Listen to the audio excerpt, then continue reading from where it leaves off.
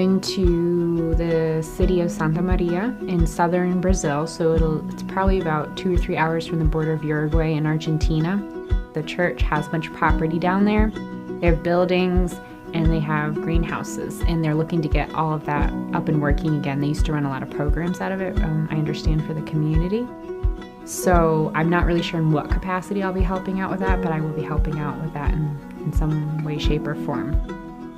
I Skyped twice with Rachel, who was down in my placement for the past 1.5 years, and she's been really helpful. And she actually, I'm gonna be in the same apartment, so she's left all this stuff behind for me, like an electric blanket for the winter, and they have a heater in her room. And like one of the other YASCers in Rio, he's been emailing with me back and forth in Portuguese so I can practice. And then the other YASCer in Brasilia offered to do the same thing. So they've all been really supportive and super helpful.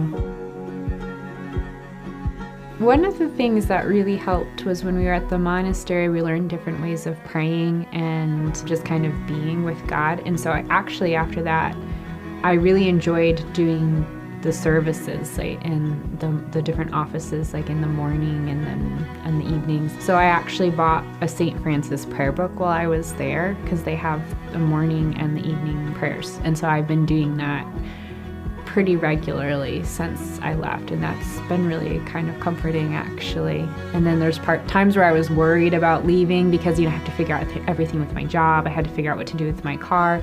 There's different themes for each day in the prayer book, and one of them is, joyful simplicity. And so every morning I'd read that one, and it says, don't worry about all these things, God's got it. I was like, okay, you're right. It's really not that big of a deal. I had been talking with one of my Portuguese teacher, actually, and his parents were missionaries for 20 years in Brazil. And he kind of was talking about short-term missions, and we were discussing whether or not they were effective or helpful. I'm there for a year, so it's not a short-term, like 2-week mission.